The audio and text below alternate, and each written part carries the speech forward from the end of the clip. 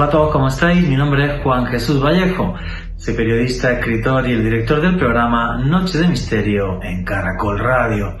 Hace pocas semanas hubo una segunda comparecencia en el Congreso de los Estados Unidos de América, donde diferentes testigos hablaron sobre la realidad del fenómeno ovni. El más importante de ellos, el ex agente de la CIA, Luis Elizondo, que no solamente dio aportes sobre avistamientos ovni, hablando de ellos como visitas de seres de otro mundo, sino que además confesó públicamente que le han amenazado de diferentes instancias militares para que siga con la boca cerrada.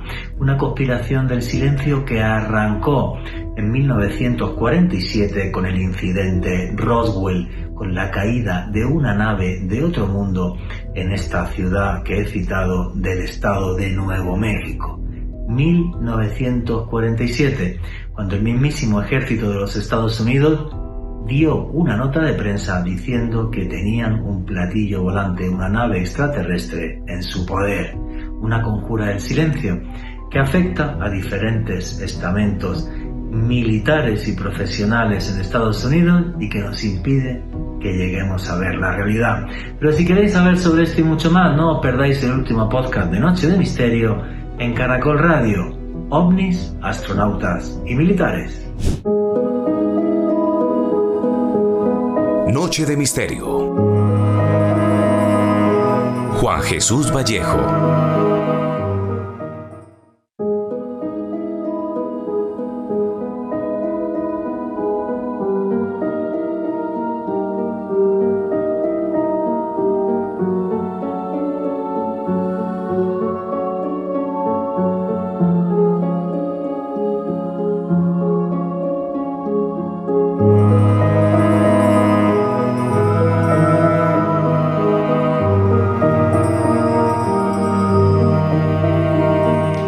En la década de los 80 del siglo pasado, estábamos en plena competencia espacial y era normal ver que las superpotencias tenían estaciones espaciales, o sea, tenían naves permanentes en el espacio para hacer diferentes experimentos.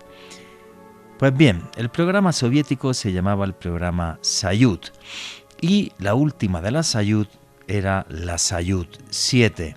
En concreto, la Sayut 7 fue lanzada el 19 de abril de 1982.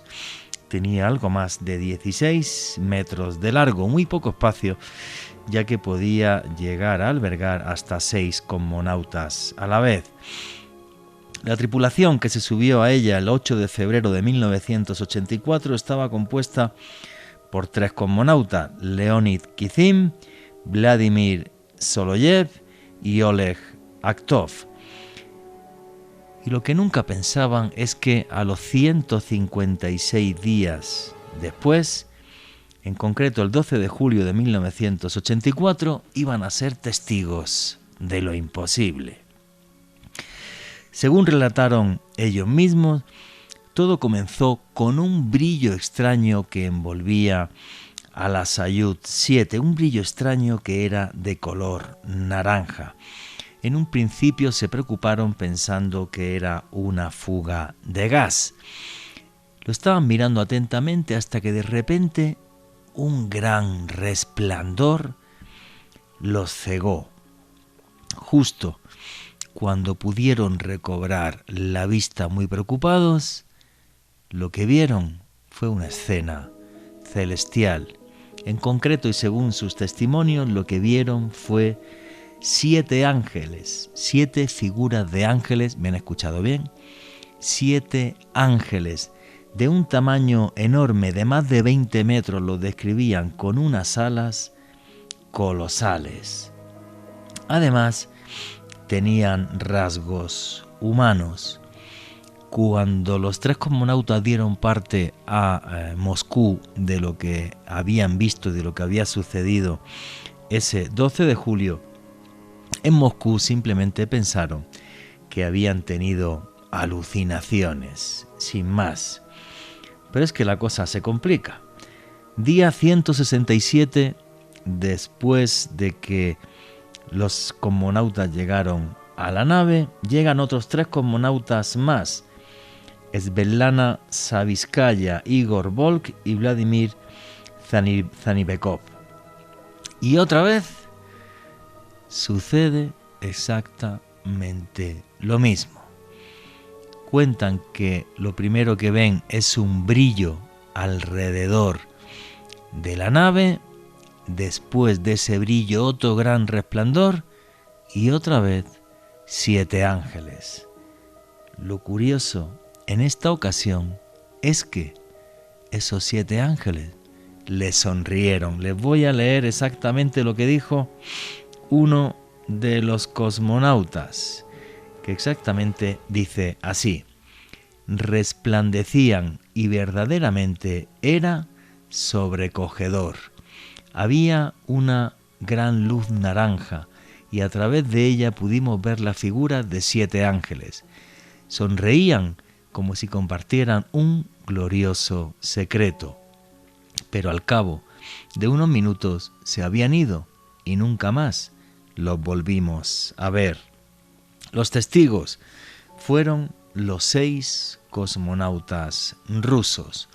Cuando llegaron a tierra y contaron esto, simplemente por parte de la Agencia Espacial Soviética no les hicieron ningún caso y ahí se quedó esta historia, recuperada ni más ni menos que por Nick Pope, empleado del Ministerio de Defensa británico y que investigó el fenómeno ovni para el gobierno británico durante muchos años. Ángeles y demonios que recorren el universo, ángeles y demonios que aparecen en nuestra Biblia, ángeles y demonios que seguro que por nuestros antepasados fueron tomados también por lo que realmente son: extraterrestres, seres de fuera de nuestro planeta, que llegan hasta acá. No sé cómo viajan, no sé cómo pueden hacerlo, no sé cómo pueden tener esos poderes, pero los testimonios de estos 6 cosmonautas rusos nos hacen redibujar la realidad, pensar que la Biblia realmente tiene razón y que estos seres son reales y vagan por el espacio. Seres en este caso de luz. No quiero ver ni mucho menos los seres que son de sombra. Y todo este tipo de testimonios por parte de militares, cosmonautas, astronautas, siempre se está tapando.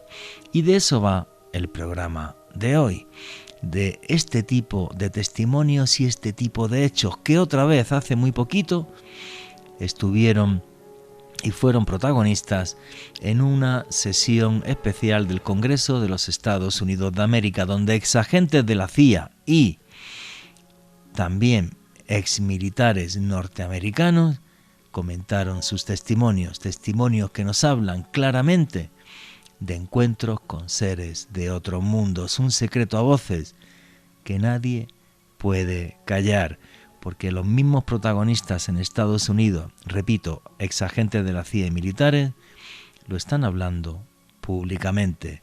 El que tenga oídos, que escuche; el que quiera seguir sordo, que siga sin oír. Aquí nosotros, los noctámbulos, sí que tenemos oídos para entender que el universo es mucho más fascinante de lo que hasta ahora nos están contando. Buenas noches, noctámbulos. Mi nombre es Juan Jesús Vallejo. Lo que queréis seguirme en redes sociales, mi Twitter es @JuanGVallejo, Juan J.E. Vallejo. En Instagram y en Facebook, Juan Jesús Vallejo. Y esto es otro programa, otro podcast de Noche de Misterio. Y aquí lo que hacemos es periodismo de misterio. Nosotros os ponemos los hechos encima de la mesa y vosotros decidís qué hay detrás y qué no. Y aquí somos una gran familia, la familia del misterio, y por eso ya tenemos un numeral en Twitter donde nos podéis poner vuestras opiniones y comentarios, y ese numeral en Twitter es Misterio Caracol. Repito, Misterio Caracol. ¿Qué opináis de la experiencia que tuvieron estos 6 cosmonautas rusos en la Soyuz 7? 6 hombres que fueron al espacio y que ni más ni menos vieron ángeles. Sabéis que hago viajes de autor. Para septiembre del año próximo haré un viaje de autor hasta Egipto, donde podremos ver la gran pirámide de Giza en privado. Intentaremos hacer ahí además un pequeño ritual para poder conectarnos con las estrellas. Navegaremos por el Nilo empapándonos de una magia antigua, la que tienen sus templos, que a buen seguro transformará vuestras vidas. Los que os interese este viaje, entrar en la página web www.viajesjuanjesusvallejo.com. Repito, www.viajesjuanjesusvallejo.com. Ahí tenéis un teléfono de WhatsApp. Podéis preguntar por toda la información porque el viaje todavía no está puesto en la web. Y arrancamos ya sin más dilación. Alejandro Bernal, amigo, compañero, ¿cómo vas? Muy bien, Juanji, un saludo para ti, también para todos los oyentes que en este momento sintonizan la señal en vivo de Caracol Radio, y un abrazo enorme para todas las personas que consumen este contenido a través del podcast que publicamos en el canal de YouTube de Caracol Radio y en las demás plataformas. Juanji, mientras leías esa anécdota que comentaba Nick Pope, me imaginaba lo que percibieron estos cosmonautas rusos, haberse sentido observados, haber sentido apreciar estos extraños seres, como tú lo manifestabas, para mí algo realmente alucinante. Pero fíjate que no tuvieron ningún miedo, tío. El arquetipo de los ángeles y tal, y lo que ellos vieron, y decían que lo que vieron les parecía algo glorioso, precioso, hermoso. Sí. No sintieron peligro por sus vidas ni nada. Al principio sí, cuando empezaron a ver esa aureola roja alrededor de la nave, pensaban que era un escape de gas y que podía ser algo muy grave. Claro, luego ya simplemente decir, ¿a quién le contamos esto para que no nos llamen locos, ¿no? Claro. Como suele pasar siempre. Bueno, y hoy además tenemos un montón de noticias porque, como he dicho, hace muy poco hubo una comparecencia sobre ovnis en el Congreso de los Estados Unidos de América. Tenemos, como siempre, un invitado de excepción. Esta vez es nuestro buen amigo, el profesor Néstor Armando Alzate, que tiene su canal de YouTube, Néstor Armando Alzate. Y lógico, y la entrevista con Néstor arranca así. Los amantes del fenómeno ovni hemos visto en los últimos años lo impensable. Lo impensable que además creo que es una nueva era de los ovnis. Una comparecencia delante del Congreso de los Estados Unidos de América, donde había exmilitares, incluso un exmiembro de la CIA, de los servicios de inteligencia norteamericanos, comentando, 2 pilotos militares, sus encuentros con ovnis, y el agente de la CIA hablando incluso que el Pentágono, altas instancias del Pentágono, tenían ocultas naves de otros mundos y cuerpos no humanos. David Grush es en concreto el agente de la CIA que comentó esto. Bien, se montó un revuelo mundial tremendo, hay que decir, ojo con esto, que siempre hay una cosa que se llama la Ley de Seguridad Nacional, por la que los militares, si quieren, le pueden cerrar el acceso a congresistas y demás a cualquier instalación militar. Solamente el presidente de los Estados Unidos y creo que 4 o 5 cargos más norteamericanos pueden tener acceso a este tipo de datos. Bien, y hace pocos días hemos tenido la segunda comparecencia delante del Congreso de los Estados Unidos. Esta con un color entre tinto y blanco. Esta a mí hay cosas que no me dejaron muy a gusto. Pero bueno, básicamente había 4 personajes, se los voy a relatar. Tim Gaudet, que es un señor que era militar, era vicealmirante. Luis Elizondo, que lo de este tiene un programa aparte, ahora lo comentamos. Luis Elizondo, que fue agente de la CIA. No tengo claro si sigue siendo agente de la CIA. Y este señor estuvo además a la cabeza de la oficina de investigación de ovnis del Pentágono, que estaba oculta al público. Michael Schellenberger, un periodista muy conocido en Estados Unidos, fundador del diario The Public, y que dio un montón de datos también sobre un plan que tiene la CIA para recuperación de ovnis llamado Operación Inmaculada. Y por último, Michael Gold, que básicamente yo creo que fue allí a dar palmas, no aportó absolutamente nada, que es un señor que es colaborador de la NASA y que vino a decir: la NASA somos una gente muy apañada, muy guay, viva la ciencia, cuando queráis podemos sentarnos allí y hablar de ovni. Vamos, que se podía haber quedado en su casa, que fue bastante ridículo. Vamos a comentar esta comparecencia y otras cosas del fenómeno ovni que tanto nos gusta con un buen amigo que ya tenemos aquí, que se llama el señor Néstor Armando Alzate, que en cuanto está un mes sin aparecer en Noche Misterio, ya me estáis escribiendo todos por redes sociales. ¿Qué es lo que pasa con Néstor? ¿Dónde está Néstor? Digo, Néstor seguro que está en Medellín y de vez en cuando se come un chicharrón, se acuerda de mí, que tengo que ir a visitarlo para comerme un chicharrón de 1,25 kilos, de esos de 100 patas. ¿Cómo estás, Néstor?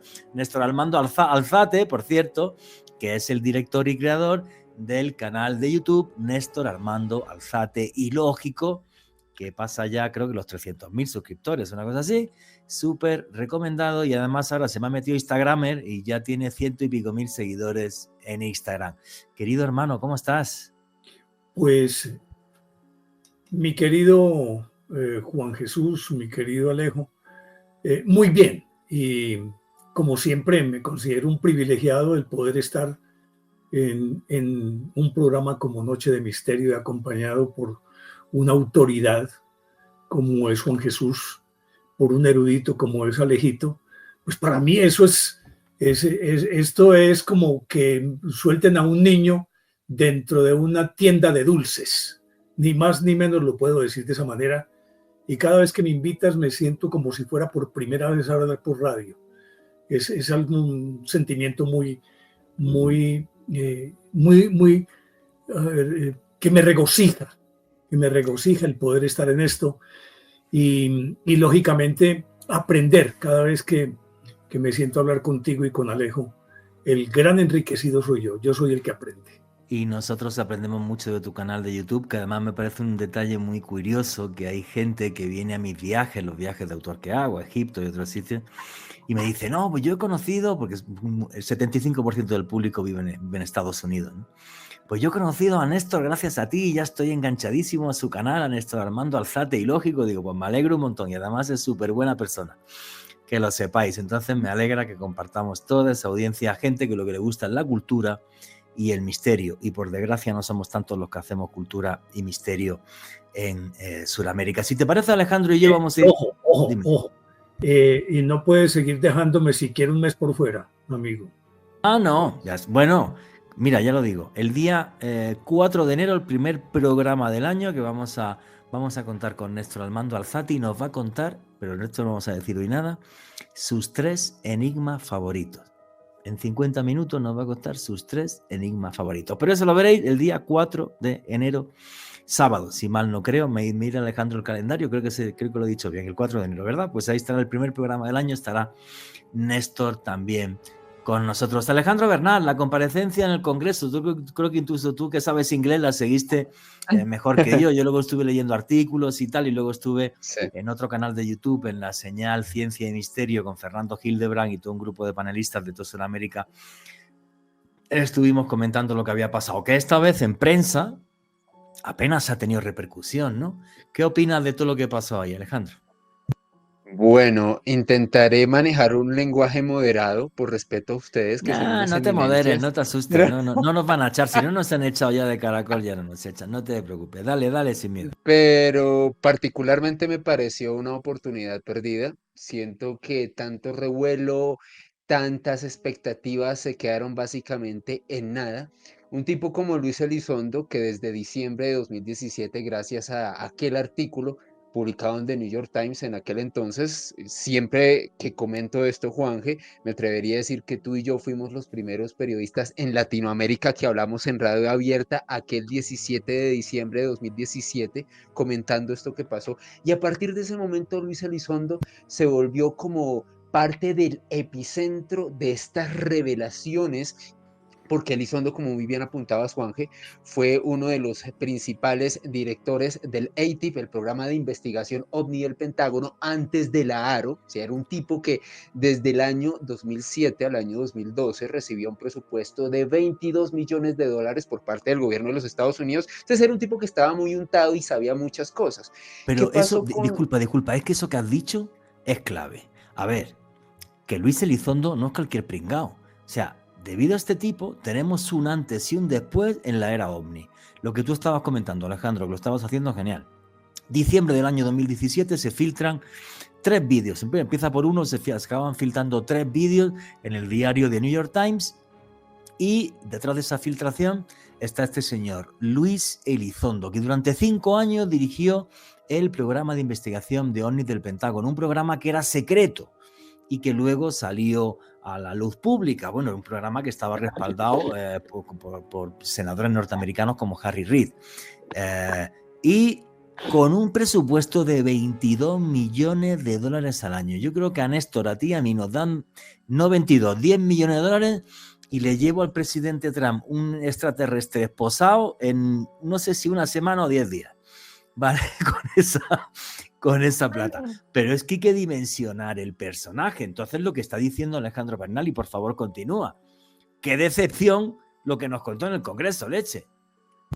Exactamente, Juanje, porque este tipo que, como muy bien dirían ustedes en España, no se mojó para nada, fue bastante aséptico y utilizó para mí el recurso que también empleó David Grush en la audiencia de julio 26 del año pasado, y es que cuando le pedían un dato específico, cuando le decían, ok, deme información específica, siempre decía, se la doy por privado. O sea, a mí sinceramente Sí. cuando el tipo utiliza ese recurso, a mí no me sirve para nada particularmente, Juanje. Sí, tengo una cláusula de confidencialidad, no sé qué, tacatá, son datos que están en el tema de seguridad nacional, sí, lo mismo que David Grass, pero David Grass se mojó más. Sí, O exacto. sea, Totalmente. tú recuerdas que lo hemos hablado así fuera de micro, ahora quiero la opinión de Néstor de todo esto. A ver, que este tipo montó la de Dios es Cristo hace unos meses cuando sacó su libro que se llama Imminent, ¿verdad? Se llama su libro. Sí, inminente. Sí. Imminent. Saca su libro y a los pocos días aparece una conferencia de prensa, una entrevista que le estaban haciendo y el tipo muestra una fotografía de un implante que es una mezcla entre biología y tecnología, un implante extraterrestre introducido en un ser humano. En tu canal de YouTube, Mandrágora Misterio, hay un vídeo donde cuentas eso. A ver. Y ojo, Juanje, que el implante lo tenía un miembro dentro de las fuerzas militares de los Estados Unidos, que ese es un detalle muy importante, por eso él accedió a esa fotografía. Un poquito cyborg. Era una cosa muy loca, no sé si has visto la foto, Néstor, porque es como, no es microscópico, ¿vale? Y es más de la mitad biológico, pero tiene una parte que es tecnológica, ¿vale? Entonces, cuando vemos a este tipo, ¿eso qué fue? ¿Hace un mes y medio así, Alejandro? ¿O 2 meses? Sí, 2 meses, 2 meses y medio. Como 2 meses. Y ahora llega al Congreso de los Estados Unidos para decir, es que me han amenazado, tengo amenazas, no paran de amenazarme por decir esto, tal, y si quiere que le cuente datos, en privado. Hostia. Exacto, muy pobre Juanje. Quizás de lo poco interesante que comentó es que desde su experiencia al mando del ATIF, él tuvo constancia de que los Estados Unidos tienen en este momento tecnología UAP, que es tecnología que no corresponde a los adversarios geopolíticos de los Estados Unidos. Creo que fue de lo único en lo que medio se mojó, pero cuando Nancy Mace, que fue a propósito la senadora que fue la que llevó a cabo esta audiencia, la que la estuvo liderando, cuando ella le pedía datos más específicos, él siempre salió con el recurso de se lo digo en privado. Entonces es muy complicado, Juanje, ese tire y afloje, como tú dices, por ese contrato de confidencialidad que no solamente tenía él, sino otros funcionarios, que a mí sinceramente lo de Elizondo me pareció súper desabrido y reitero, una oportunidad perdida. Mi querido Néstor Armando Alzate, ¿qué opinas de un personaje como Luis Elizondo? Porque nos guste o no, a la gente que nos dedicamos a esto le debemos una estatua, ¿vale? Porque hace 10 años o 15 apenas hablaba del fenómeno OVNI, o 20 años, y ahora de repente está súper de moda gracias a este tipo, que es el que filtró vídeos del Pentágono y que además está claro que, a ver, si los gringos sueltan 22 millones de dólares al año, ojo, que no sabemos el presupuesto que tiene ahora la AARO, la Oficina de Investigación de OVNI, si sueltan esa plata es porque algo hay. Pero ¿qué opinas de este personaje? Que es de la CIA, pero supuestamente no es de la CIA, pero se recorre toda Sudamérica viendo a gente que yo conozco y se lleva trozos de OVNI, por ejemplo, del Museo OVNI que hay en Entre Ríos, no me acuerdo del apellido, sí, pero de Simondini, que no me acuerdo ahora mismo del nombre. Andrea Pérez Simondini. Andrea Pérez Simondini, que no me salía el nombre. se lleva un trozo de ovni de Ubatuba de Andrea Pérez Simondini, Ubatuba, Brasil, ahí se estrelló un ovni, ellos tenían restos de ese ovni, se lleva los restos de Ubatuba, obviamente nunca manda ningún informe ni nada de lo que ha hecho con esos restos, por si está buscando metamateriales. ¿Cómo juzgamos a un personaje así, Néstor Armando? Un tipo que ha trabajado en la CIA, que no está claro a día de hoy ni para quién trabaja ni de dónde come. Bueno, mientras ustedes estaban contando toda esta historia, pues obviamente que yo tengo referencias de Elizondo. Y en efecto creo que él volvió a traer al escenario el fenómeno ovni, lo hizo con argumentos contundentes y es decir, con todos aquellos elementos que le conceden o le confieren toda la confiabilidad del mundo. Pero mientras estaban hablando, también yo pensaba lo mismo que con David Grass y con todos ellos. Vuelvo a hablar de una omnipresencia, hombres de negro. Es decir, porque si yo defiendo un punto de vista, tengo suficientes argumentos, tengo pruebas, comparezco ante una comisión del Senado de los Estados Unidos para que sustente todo lo que he venido diciendo, lo lógico es que yo me mantenga en mi punto de vista, sostenga lo que he dicho durante muchísimo tiempo, porque entonces ¿dónde queda mi credibilidad? Si a ti te invitan, Juan, te invitan el Senado o la Corte Española, te invitan a una sesión sobre esto y vos llevas todos los elementos que has manejado durante muchísimos años, que te han dado toda la credibilidad del mundo y llegas allá y te chupas, te echas para atrás. Algo tiene que haber ocurrido. ¿Hasta qué punto pienso yo que aquellas amenazas que ellos dicen pueden ser reales? Pues unas amenazas muy, muy reales, porque es lo que no pararon de comentar en esa comparecencia en el Congreso, tanto Luis Elizondo como el otro militar que había, pero sobre todo Luis Elizondo decía que lo habían estado amenazando. Y el mismo David Grush, Juan, en la primera audiencia de Correcto. julio de 2023 también denunció lo mismo, no solo en la audiencia, sino en varios diarios a nivel internacional. Y eso hizo que el senador Marco Rubio sacase incluso una ley para protegerlos y que pudieran hablar tranquilamente. Marco Rubio, que por cierto va a ser secretario de Estado de Estados Unidos de América en el nuevo gobierno Trump. En fin, vuestras preguntas y comentarios a través del numeral Misterio Caracol, pero ya mismo sigue Noche de Misterio.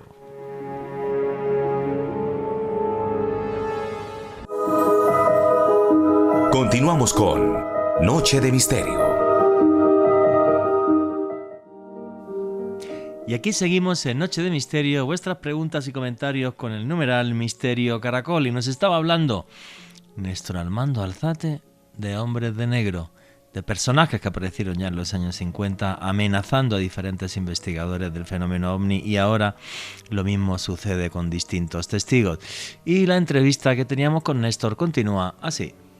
Sí, él no para de repetir lo de las amenazas, ¿eh? No para. Alejandro Bernal. Sobre lo que dice Néstor, para mí lo más interesante de la audiencia, con diferencia, fue lo que llegó a comentar en este caso Tim Gallaudet. Este hombre es un exalmirante de la Fuerza Militar de los Estados Unidos, Juanje, y él comentó algo que realmente me dejó alucinado y que tiene que ver directamente con lo que está diciendo el maestro Néstor Armando Alzate. Resulta que el señor Gallaudet recibió de primera mano y de forma en aquel entonces clasificada el video Go Fast, que fue uno de los desclasificados en diciembre de 2017 por parte del diario New York Times. Lo que comentó Gallaudet en el Congreso de los Estados Unidos fue lo siguiente, Juanje. Resulta que él en aquel entonces básicamente era un funcionario muy importante dentro de la Marina de los Estados Unidos, y a través de su correo electrónico, el correo electrónico militar que comparten estos funcionarios, recibió ese material, el material del video de Go Fast. Dice el señor Gallaudet que curiosamente al día siguiente este correo estaba borrado, ni siquiera se encontraba en la bandeja de reciclaje, sino era como si alguien dentro de esa intranet, dentro de esa red de información, dentro de las fuerzas militares de los Estados Unidos, hubiera accedido a esa información, desde luego lo hubiera sustraído y le hubiese impedido a este hombre poder difundir esto. A ver, para que la gente entienda esto, porque el 99% de la gente que está viendo esto no entiende qué es el vídeo Go Fast, ni dónde se sacó, ni absolutamente nada. Pongamos las cosas en contexto y bien. A ver, Tim Gallaudet, ese señor es vicealmirante de la Marina norteamericana y está retirado. Ese señor, en el año 2015, estaba en la costa este de los Estados Unidos en una flota en la que estaba el portaaviones nuclear, el Theodore Roosevelt. A ver, que un portaaviones nuclear norteamericano que tiene más de 1000 tripulantes no es un barquito que tú sacas al agua y ya. Va rodeado. Que pones en la bañera. No. O sea, a ver, ese cacharrito se nos pone enfrente de Colombia, no tiene capacidad para conquistar Colombia, pero no queda del país, no nos queda ni las buenas tardes. No Colombia, España o Brasil. O sea, para que te hagas una idea de la capacidad de fuego que tiene algo así, simplemente por los aviones que lleva, ¿vale? Que son de quinta generación. Entonces, o sea, no es una cosa para andar con tonterías, ¿vale? Estamos hablando del primer nivel de arma de la mayor potencia militar del mundo, que es Estados Unidos. Y ese señor era vicealmirante del barquito. A ver, que no era cualquier pringao, ¿eh? Y ese señor está en el año 2015 cuando los pilotos empiezan a decir que están viendo unas esferas de luz, unos objetos que les persiguen. Hay un momento en el que un objeto que lo describen como un cubo dentro de un círculo que va a una velocidad enorme, incluso casi está en rumbo de colisión con con un caza. Y de esos días, que no fueron días, fueron meses de encuentros. Y es más, ellos van luego hasta el Golfo Pérsico y según los testimonios de, ¿cómo se llama el piloto que habló de todo esto? David Fravor, David Fravor. ¿David Fravor? No, el otro. David Fravor es el incidente del USS Nimitz año 2004. Sí. Búscamelo por ahí, por favor. Bueno, pues okay. El piloto este que habló en la primera comparecencia del Congreso de los Estados Unidos y antes lo comentó en prensa, dijo además que estos objetos los siguieron hasta el Golfo Pérsico. ¿Vale? O sea, que fue una cosa que duró meses. Bueno, de ahí solamente han salido 2 vídeos. Uno que se llama Gimbal, que se ve una nave que tiene en torno a unos 11 metros, que no tiene alas, no tiene sistema de propulsión, que está volando en contra del viento, una velocidad absurda. Y en el vídeo además no se ve que hay otras naves pequeñitas, pero los pilotos cuentan que había naves más pequeñas alrededor, en forma de ángulo, ¿vale? El caso del Go Fast es un vídeo donde 2 operadores de la Marina que van en un F-18, en un avión de combate, pues localizan que a ras de agua se está moviendo un objeto pequeño de pocos metros de diámetro y de repente son capaces de bloquearlo, o sea, de localizarlo, de seguirlo y si querían le podían hasta disparar, ¿vale? Ese es el vídeo Go Fast. Entonces, lo que es increíble es que este señor, Tim Gallaudet, lo que está refrendando es lo que está diciendo Néstor Armando Alzate. Lo de los hombres de negro que han aparecido en la película y en todos lados y que empezaron a aparecer en los años 50. Eran unos tipos que llegaban uno solo o en pareja y empezaban a amenazar a los investigadores y demás gente. Y entonces Luis Elizondo no para con las amenazas. Y este tío lo que dice es, a ver, que yo era el vicealmirante de la flota, que no era un pringao, que no era que estaba allí barriendo por las tardes la cubierta. ¿Me entiendes? No era un grumete. No. Y era un correo militar, Juanje. Eso, y de repente le llega un correo militar con lo que dicen los pilotos que están viendo, con una filmación que es mucho más grande de lo que y es una calidad que no es la que se ha desclasificado, y dice que al día siguiente lo borran de la intranet, se lo borran a todo el mundo. Eso no existe. Exacto. Leche. A ver, si el fenómeno ovni no existe, se toman demasiado tiempo y demasiada molestia para borrar pruebas y tal. Alejandro Bernal.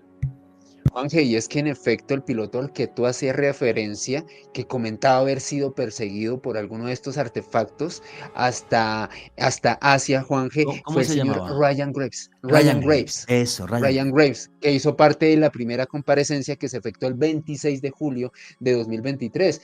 Y para mí, Juanje, lo más sustancioso fue lo de Gallaudet, porque él atestiguaba cómo en el seno de las fuerzas militares de los Estados Unidos existía esta misma pugna por acceder a esta información, esta misma censura y este tipo de presiones que no solo fueron denunciadas por Luis Elizondo, quien comentó que había una gran cantidad de militares amenazados y que no querían hablar por las presiones, sino que fueron refrendadas por Tim Gallaudet y también por el mismo David Grush en la primera audiencia de julio del año pasado. No, y es que esto es muy heavy en el sentido de que este señor también lo que comentaba básicamente era, a ver, los pilotos estaban diciendo que veían ese tipo de objetos rarísimos y además estábamos teniendo registros de radar, pero en cambio llegaba un vídeo o algo no sé qué, lo borraban y se lo cargaban. Es decir, todo esto que ustedes están diciendo, inmediatamente la película se me devuelve Bob Lazar, Berbowitz, el mayor, ¿cómo es que se llamaba? David Heiko, ¿cómo era? Bueno, en fin. Lo que yo veo es que se repite el esquema que ha sido una constante a lo largo de la historia desde la aparición moderna del fenómeno ovni, pues, o del punto de partida de 1947. A partir de ese momento, esa presencia es casi que inmanente al fenómeno mismo, y por lo tanto no es de extrañar. Yo no he visto la comparecencia ni he visto el video, pero asumo, inclusive me atrevería a afirmarlo y ustedes me lo refrendarán o me corregirán, que yo creo que en las intervenciones de estos señores se les podía ver el miedo en la cara. Es decir, o por lo menos la confusión, porque es que cuando llegan y te sientan y resulta que sabes que estás hablando a un público de miles o de cientos de miles o de millones de personas. Millones de personas. Millones de personas. Y decís, pero si es que yo estoy aquí en la picota pública, yo salgo de aquí, ¿quién me garantiza que puedo llegar a mi casa?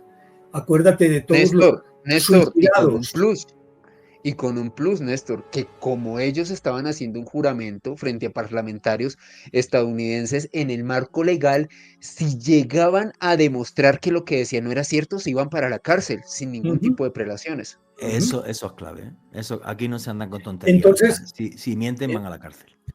Mira, aquí en Antioquia tenemos una institución que son las chivas. Las chivas son unos camiones de pasajeros que parecen un cajón, que salen en todos los desfiles. Que son 4x4, me encantan, son una maravilla. Y resulta que atrás siempre tenían en la parte que se supone que es la maleta como una especie de pintura. Y hay una que es muy interesante. Un tipo que está colgado de una rama crujiendo, que está a punto de desgajarse. Junto a un río, del río emerge la cabeza de un caimán. Y arañando el tronco del árbol hay un tigre. Y de arriba de la copa del árbol desciende una serpiente. Entonces, y la rama de la que está agarrado se está desgajando. Yo creo que es más o menos lo que le sucede a estas personas, que están entre varias fuerzas, que no se sabe cuál puede ser más peligrosa. Pero a mí esto me conduce a la primera época, cuando Roswell y lo que vino posteriormente, que eran un poco más sutiles en el manejo, porque como ahora tienes internet, tienes todos estos hipermedios, es mucho más difícil de controlar. Entonces, si eso sucede así, lo mejor es matar la culebra por la cabeza, de una vez. Antes se podían embolatar, llevárselos y suicidarlos, como ocurrió con tantos. David Keijo, bueno, ahorita lo voy a buscar aquí y recordaré el nombre, Berbowitz y otros tantos, que los desaparecieron, y si no físicamente, sí los desaparecieron de la escena, hasta cambiándoles identidad o casi que aplicándoles una especie de ostracismo, de exiliarlo a otro lado para que no vuelvan a hablar y cambiarles identidad y demás. A mí me parece que por ese lado podría uno entender esa timidez de todos ellos para hablar de esto y desdecirse después de sostener durante tanto tiempo unos puntos de vista que tienen cómo demostrarlos y ahora empiezan a decir que no, tiene que ser miedo. Pienso. A ver, porque esto es otra cosa. Mira, hablando de gente que se cargaron sí o sí, de ellos mismos, ¿eh? Frank Olson, el químico que trabajaba y espía que trabajaba en el proyecto MKUltra, que fallece el 28 de noviembre de 1953.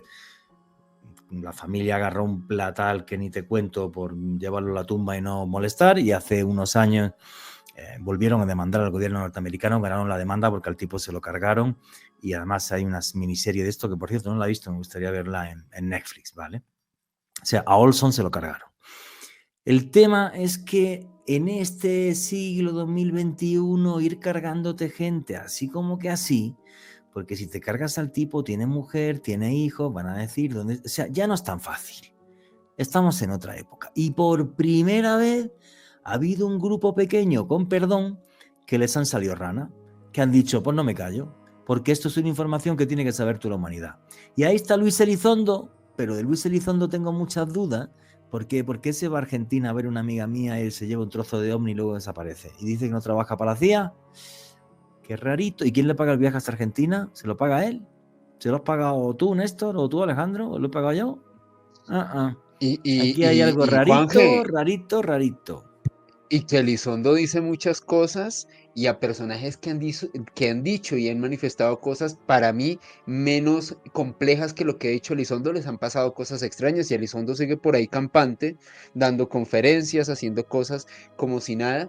El otro funcionario, Juanje, o más que funcionario, periodista que hizo parte de esta audiencia, de la cual Este es estamos... clave, porque este sí soltó, es el único interesante. Cuéntanos exactamente qué fue lo que hizo el periodista Michael Schellenberger y por qué desde hace unos meses de repente está en la palestra del fenómeno OVNI, que hay que decir que este tío es súper prestigioso en otro tipo de reportajes que ha hecho en The Public.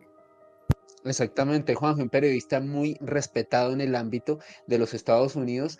Pues resulta que este hombre comenta que mientras estaba realizando una serie de investigaciones dentro del gobierno de los Estados Unidos, conoció a un funcionario que le pidió mantener el anonimato a cambio de suministrarle una información clasificada dentro del Departamento de Defensa de los Estados Unidos. De acuerdo a Michael Schellenberger, este funcionario era un hombre quien estaba encargado de redactar un informe periódico sobre una iniciativa que se creó en diciembre de 2017 a raíz de esa filtración de The New York Times. Lo que dice Michael Schellenberger es que el Departamento de Defensa y el Pentágono no vio con buenos ojos que gran parte de la información sobre el ATIP se filtrara a la opinión pública y decidieron crear algo que denominaron Immaculate Constellation o Constelación Inmaculada, un proyecto en el cual algunos de los miembros más importantes dentro del Senado y de la Cámara de Representantes de los Estados Unidos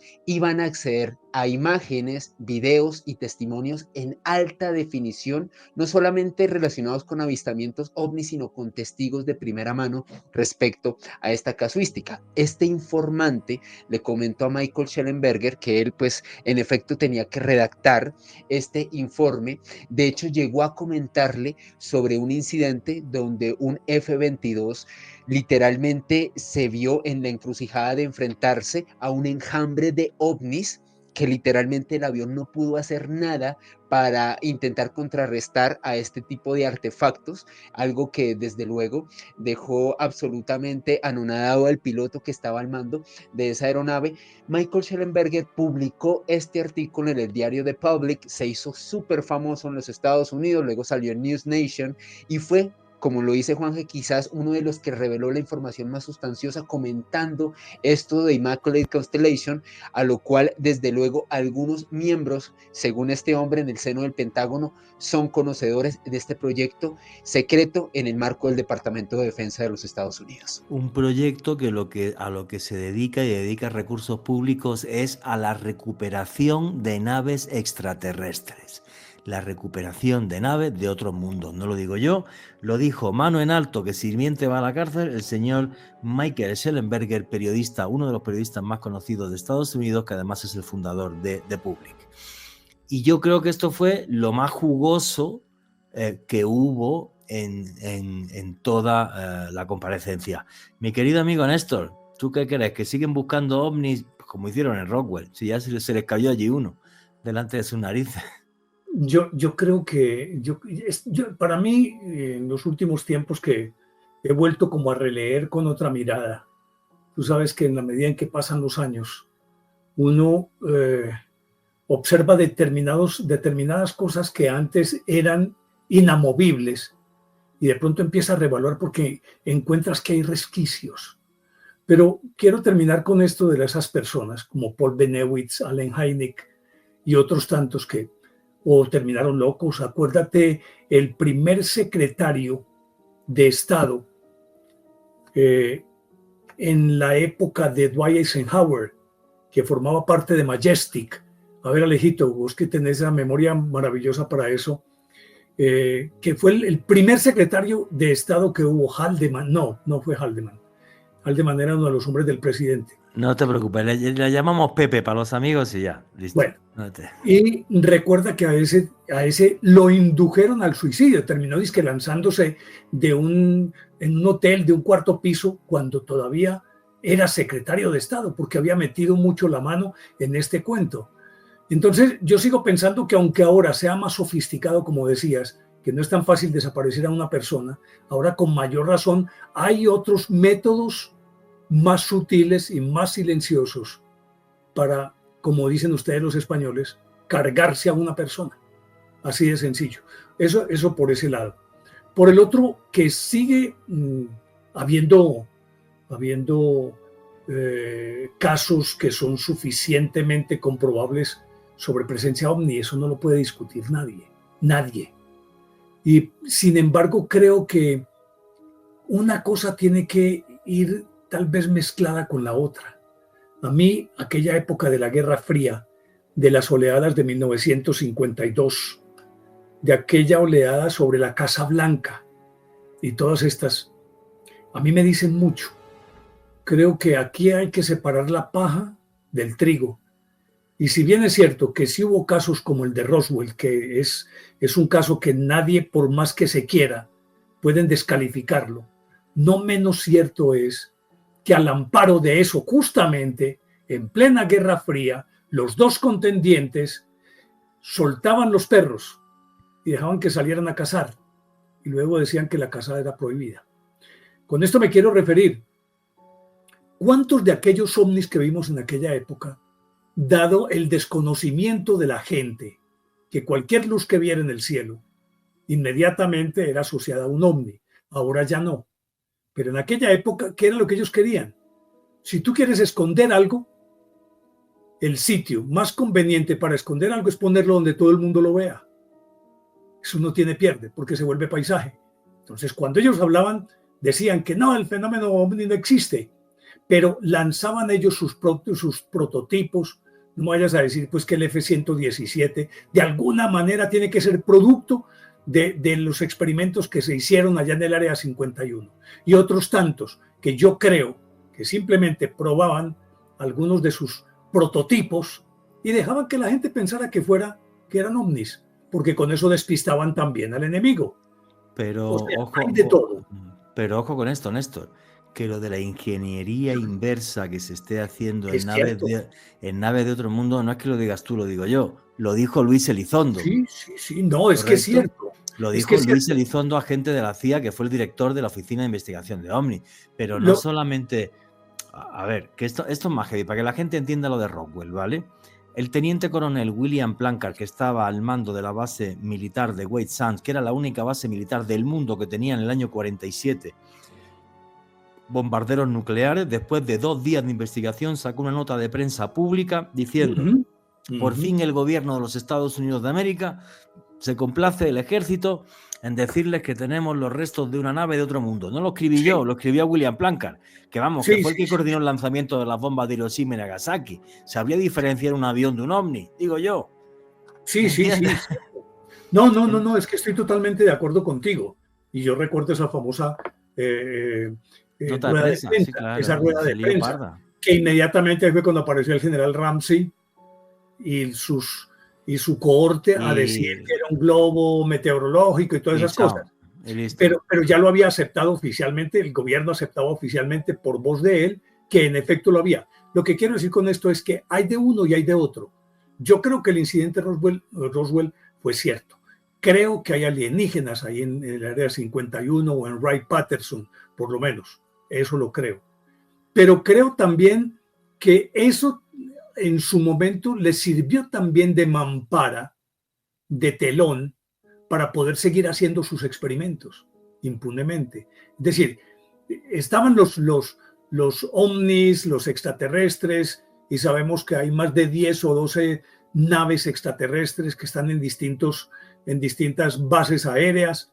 Sabemos que hay necesariamente entidades no humanas o extraterrestres que llaman pues en distintas partes, pero lo que quiero decir es que ahí mezclaban las dos cosas, mezclaban lo que a ellos les convenía, dejaban que la gente tuviera la febrilidad alrededor del fenómeno ovni, se entretuviera con eso, mientras en la oscuridad estaban haciendo sus experimentos para contener a su potencial rival. Y esto es válido no solamente para Estados Unidos, sino obviamente para la Unión Soviética, que también lo hizo.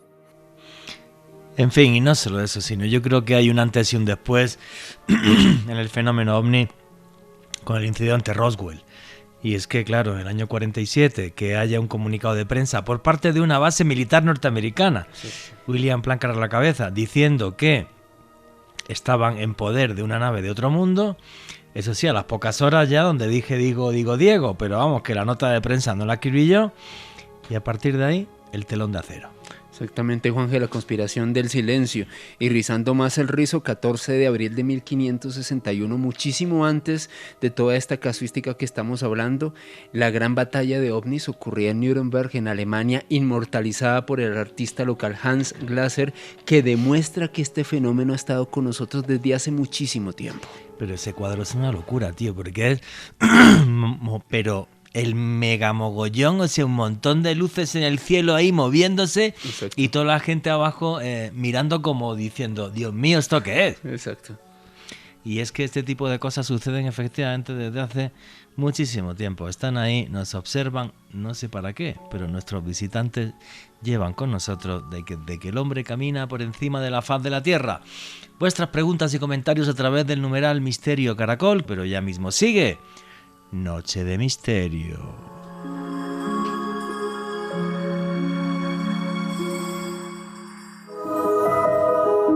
Continuamos con Noche de Misterio.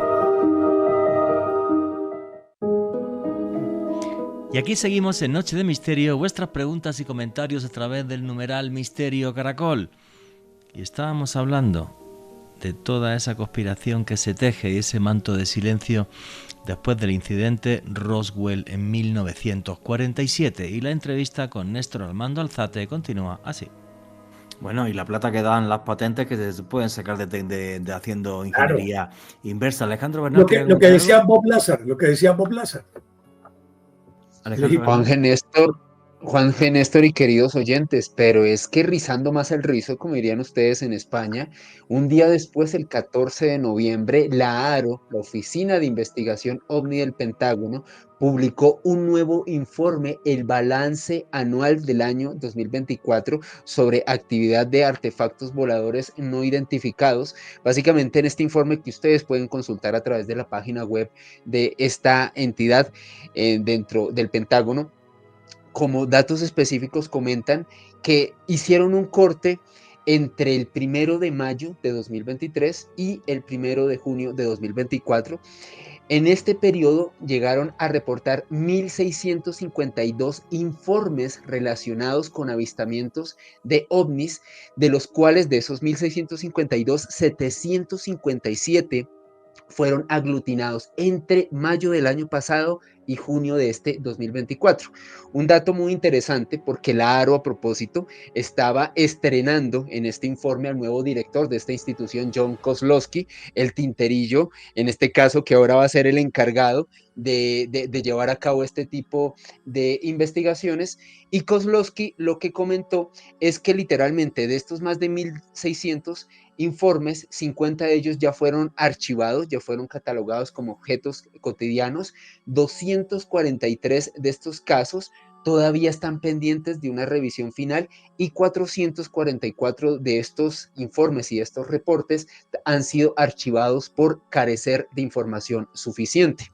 Yo tuve la oportunidad, Juanje, de analizar este informe en mi canal de YouTube de Mandrágora Misterios y le comentaba a mi comunidad, y es algo que hemos hablado tanto contigo como con Néstor, a Petit Comité, que es fascinante que los militares hablen de esto, pero que tienen un gravísimo problema, y ustedes como periodistas sabrán a qué me refiero. Ellos nunca hablan con testigos, nunca hacen investigación de campo, se quedan con reportes aislados, no van a contrastar ni a constatar la información, simplemente se basan en que fulanito dijo tal cosa, no ahondan más allá, no miran el contexto. Pero ni siquiera fulanito dijo tal cosa, lo que tú has dicho, ni siquiera van ellos. Ojo, que es que les mandan el informe y son los que deciden.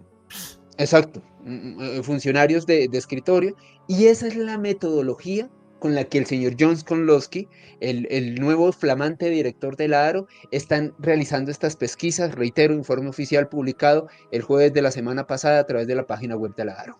Y han hecho, desde que pusieron a Sir Kirkpatrick antes, igual, ponen a un científico radical a decir que todo es mentira y aquí no pasa nada, y listo. Y es una maniobra política. En fin, para ir... Y recordemos que en la comunidad científica tampoco hay individuos exentos de cambiar su opinión por dinero. Yo creo que sí. Perdón, el famoso, a ver, cuando sale el proyecto Libro Azul, creo a finales de los años 40, sí, o principios de los 50, no recuerdo cuando sale el proyecto Libro Azul, que está Allen Hynek, que es un astrofísico conocidísimo, pero a Allen Hynek le salió rana. Cuyo final fue muy incierto también, muy extraño. Sí, pero a Allen Hynek le salió rana, porque Allen Hynek dijo que me obligaron a mentir, o sea, esto no había que lo explicase y para mí son naves de otro mundo, ¿me entiendes? Y pues se lió tal follón que por eso hicieron la comisión Condon. Vale, a Condon le dieron su platica, dijo que era todo mentira, investigó 50 casos a los que no fue, como decía Alejandro, y dice igual, no es que fuera él, mandaba a sus becarios y listo, y ya, y ahora están haciendo exactamente lo mismo. Y aparte es que ya yo siempre digo igual, y el otro día lo comentaba cuando estaba en la señal Ciencia y Misterio, a ver, si es que esto es una cosa muy ridícula. Si yo quiero hacer un podcast hablando de biología molecular, ¿qué es lo que hago? Digo, a ver, ¿quién es el mejor biólogo molecular de Hispanoamérica? A ver si me da una entrevista, ¿vale? A mí me hace mucha gracia. No, hemos creado un panel de expertos para investigar ovnis. Uno es astrofísico, otro ingeniero de no sé qué y mi abuela que hace calceta. Pero, a ver, ¿es en serio? No han investigado un caso ovni en la vida, no saben ni de qué va, no tienen ni idea. Esto es un fenómeno complejísimo. Yo que he entrevistado infinidad de testigos, es una cosa que cuando están, hablo de testigos que han visto seres de otros mundos, me comentan cómo esos seres se les meten en la cabeza, sus pensamientos los oyen, ¿vale? Pero es que luego, meses después del avistamiento, de haber estado tan cerca del fenómeno, siguen teniendo ese tipo de pensamientos y vainas. Y no tienen esquizofrenia ni vaina, es que esa vaina se les mete ahí, les habla y se comunica con ellos. No sé por qué, esto es loquísimo. Entonces yo le digo esto a un científico, me dice que es una patochada, que es una estupidez. Normal, porque no entiende el fenómeno, porque no ha estado con los testigos como he estado yo. Y entonces ya para terminar lo de la comparecencia, que para mí el mejor, y estoy de acuerdo con Alejandro, fue Michael Schellenberger.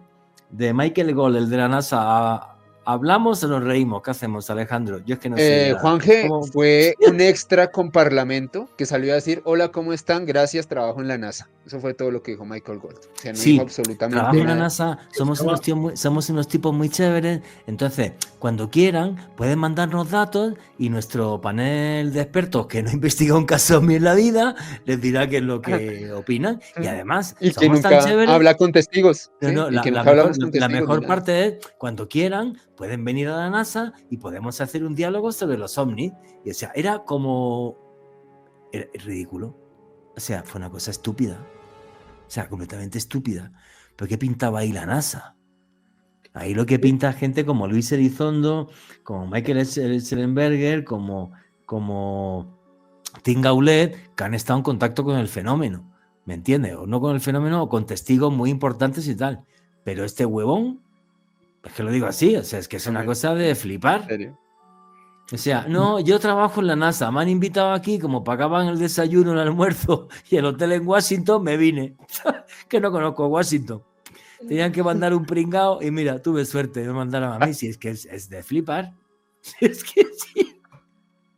Es que estaba buscando por aquí aquella famosa conferencia de prensa y me encontré que en 1991, qué pena que te interrumpa y cambie abruptamente Dale. de todo esto.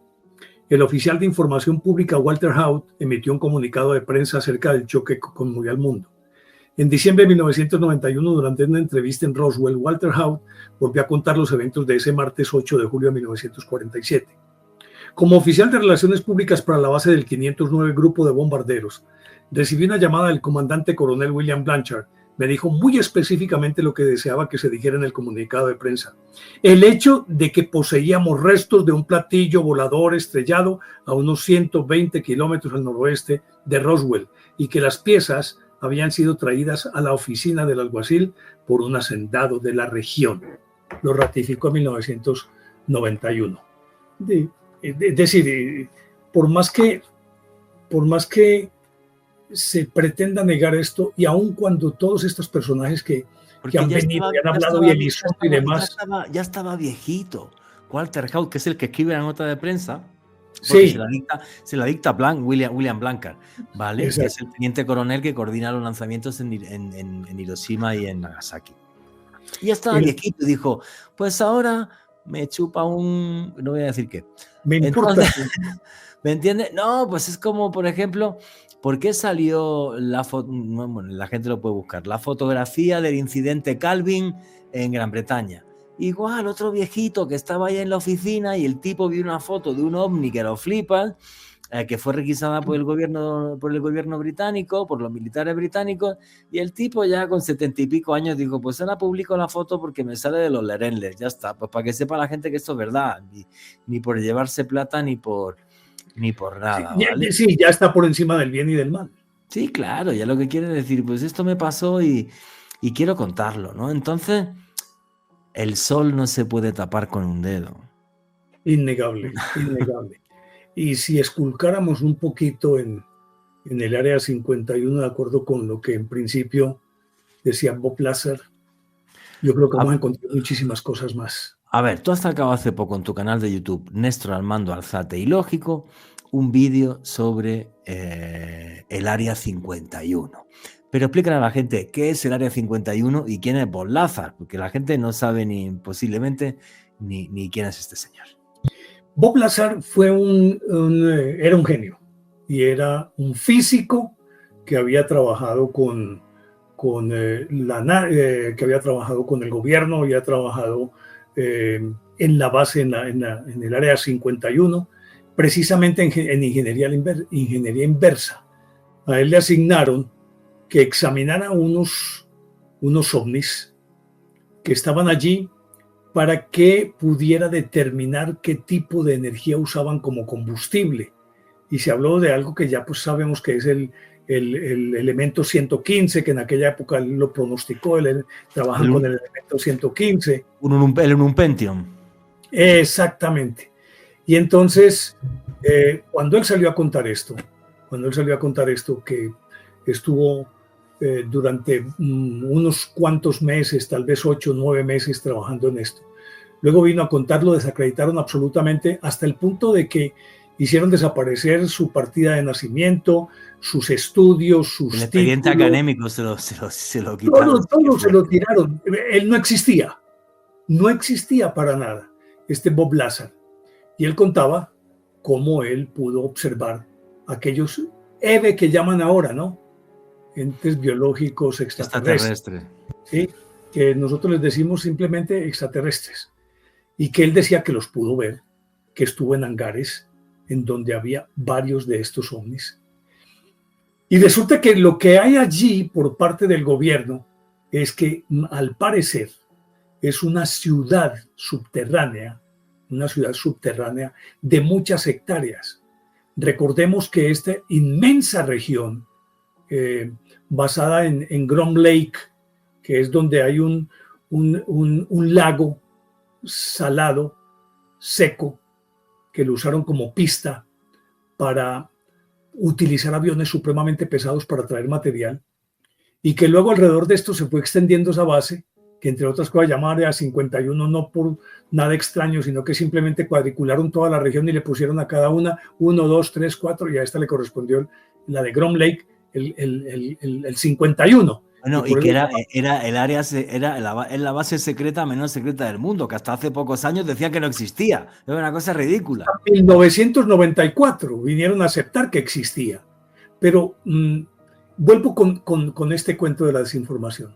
No existe, pero sí existe. Y lo importante es crear una leyenda en torno a esto para generar también miedo, porque cuando te hablan del fenómeno ovni en el subconsciente del ser humano, necesariamente tiene que aflorar un miedo latente a alguien que viene de afuera, que no conocemos de qué se trata y qué daño nos puede hacer. Por lo tanto, el Área 51, la más protegida del mundo, que se asume que tiene el mayor arsenal atómico guardado en las entrañas de la Tierra, que aparte de eso tiene prototipos de todo tipo, Bueno, y que tiene armas de las que se quieran, y tienen ovnis y tienen extraterrestres. Para que te hagas una idea, el nivel de seguridad del Área 51 y de los prototipos que hay allí, y solo allí, los 2 helicópteros que fueron hasta la guarida de Osama Bin Laden en Pakistán, los sacaron del Área 51. Eran 2 helicópteros que eran únicos, que tenían, bueno, no sabemos si eran únicos o hay más, que podían volar en completo y absoluto silencio. Por eso el helicóptero que se les queda allí, que se les fastidia, ellos mismos lo dinamitan y lo revientan para que no queden claro. apenas. Pues ese tipo de cosas está en el Área 51 y es total absolutamente real. Amigo, prototipos de cosas que no hemos visto. O sea, lo de los gringos, en ese sentido yo me quito el sombrero, chapó. Y ese silencio de esas aeronaves es producto de ingeniería inversa.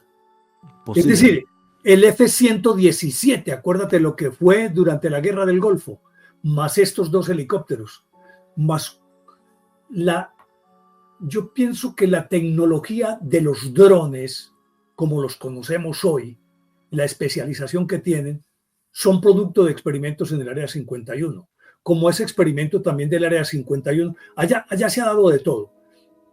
Yo creo que estas armas que se han inventado, que son inteligentes, que llaman, y térmicas, que detectan solamente la temperatura del ser humano, que está entre 36 y 37 grados, y si aumenta de 37 es fiebre, y si baja de 36 es hipotermia, y que pueden entrar a una sala y mirarlos a todos, y ese es el que necesito, y pum, lo matan, como ocurrió con este comandante en Irán, con este embajador en Irán. Entró a un sitio donde estaba él sentado con varios comensales y le dio fue justamente a él. Esto es producto de esa ingeniería inversa, que yo creo que se sigue trabajando en el Área 51, que por lo demás, por ser el sitio más custodiado, tienen la orden perentoria los militares que custodian todo el perímetro de disparar a matar a cualquiera que toque siquiera la alambrada del Área 51. Esto ya nos está indicando que lo que están guardando allá tiene que ser demasiado valioso para ellos y demasiado peligroso para el mundo. Primero porque el área de la base militar, el Área 51, es enorme, es gigantesca, está súper protegida, hay una cantidad de hangares absurda, y además el acceso a esos hangares es súper restringido. No cualquier persona puede entrar en todos los hangares, prácticamente nadie, salvo el jefe militar de la base, porque son proyectos separados. Cada hangar se dedica a algo completamente distinto. Efectivamente, el que Luis Elizondo, repito. Inclusive, perdón, es que dicen inclusive que no sé qué tecnología, cómo lo hacen. Tienen un satélite geoestacionario directamente encima de la base 51, que es como su ángel guardián, que detecta cualquier movimiento, cualquier cosa que pueda llegar a rondar en el área, con la condición de que tienen armas suficientes y especializadas para poder matar a una persona a 10 kilómetros de distancia. Así de sencillo. Es que no se puede, a ver, es una zona que bajo ningún concepto se puede sobrevolar, ¿vale? En el sentido de que, claro, lo que hay allí es tan ultra secreto que no van a permitir que haya ningún tipo de espionaje ni de nada. Obvio, con los satélites puedes ya hacer fotografías y tal, pero aún así no van a permitir que nada vuele, ni que nada vuele y lleve cualquier tipo de instrumento electrónico que pueda medir cosas. O sea, eso está súper restringido. Y lo mejor de esto es que el mismo gobierno fomenta ese miedo. Es decir, hace creer que es es decir, que las medidas de seguridad son tales, la tecnología que tienen es de tal talante que intimida con el solo hecho de mencionar. Eso forma parte también de esas campañas de desinformación. Y ojo, también tengo entendido que allá hay laboratorios en los que se crean armas químicas y biológicas. Mejor dicho, allá hay de todo. La cuestión es que lo que estamos diciendo suena especulativo, y obviamente que es especulativo, pero justo lo especulativo lo fomentan ellos para que todo el mundo tenga miedo, Juan y Alejo. A ver, esto es muy complicado y la opinión de Alejito. Ahora, yo, por ejemplo, el que fabriquen armas químicas o biológicas, por poder puede ser, ¿vale? Porque allí dentro cualquiera se mete. La Convención de Ginebra las prohíbe, pero que las prohíba la Convención de Ginebra sirve para poco. También los rusos pueden llegar a hacerlo. Eso es un saludo a la bandera, una prohibición de ser un saludo a la bandera. Sí, pero yo, por ejemplo, en una guerra convencional, fíjate lo que estamos viendo ahora mismo en Ucrania o lo que estamos viendo en Israel, la Franja de Gaza, Líbano, nadie va a utilizar armas químicas o bacteriológicas porque realmente la comunidad internacional se les echaría encima de una forma absurda. O sea, sería para algo muy extremo. Y el tema de algo muy extremo que nunca va a existir porque las armas atómicas que no están prohibidas, y si están prohibidas les importa un carajo, acabarían con la Tierra. Entonces no es un arma que tú puedas utilizar de forma convencional. Los últimos cafres que han utilizado armas químicas es, por ejemplo, Bashar al-Assad en Siria, ¿vale? Con su propia población, cuando la rebelión, ¿no? Yo vi los vídeos de los niños y me dieron ganas de vomitar, ¿vale? De cómo quedan por el gas mostaza. Pero ¿hasta qué punto, Juan, y lo dejo ahí flotando en el ambiente, este interrogante,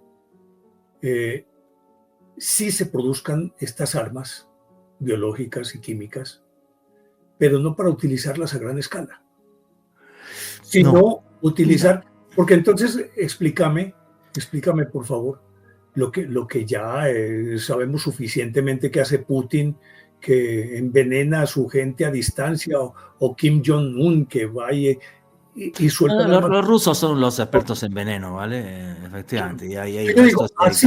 Así, pero en casos muy específicos, muy puntuales y ultra secretos, en comandos muy pequeños y con objetivos limitados, pienso. Ahora, que puede ser, sí, que puede que no.